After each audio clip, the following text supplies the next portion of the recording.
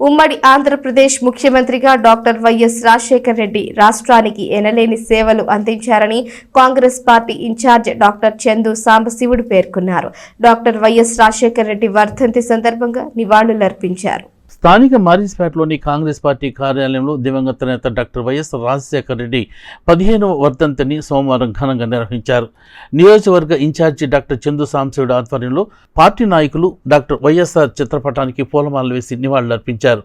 ఉమ్మడి ఆంధ్రప్రదేశ్ ముఖ్యమంత్రిగా doctor YS Rajasekhara Reddy అందించిన సేవలను, సంక్షేమ కార్యక్రమాలు డాక్టర్ చందు సాంబశివుడు తెలియజేశారు.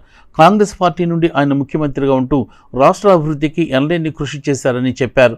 ఈ కార్యక్రమంలో ఓబీసీ స్టేట్ వైస్ ప్రెసిడెంట్ గుర్రపు ద్వారక శ్రీనివాసరావు, మండల ప్రెసిడెంట్ కర్లపూడి బుల్లయ్య, నాయకులు Penugonda Sivakumar, Madala Purnachandrarao, Ayyappa, P Steven Babu, P Rayappa, K Koteswararao, S Subbarao, B Srinu తదితరులు పాల్గొన్నారు.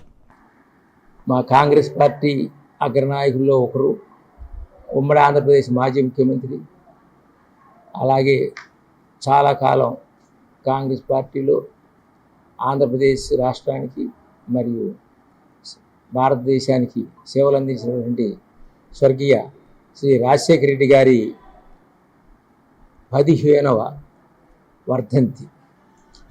మనకందరికీ తెలుసు, రాజశేఖర రెడ్డి గారు చిన్న వయసులోనే ఎమ్మెల్యే అయ్యి 78లో చంద్రబాబు నాయుడు గారికి సమకాలీన ఒకేసారి సమకాలీనుడు ఎమ్మెల్యే అయ్యి తర్వాత ఎంపీ, మంత్రి, ముఖ్యమంత్రి, అలా ఎన్నో పదవులు అలంకరించుకుంటూ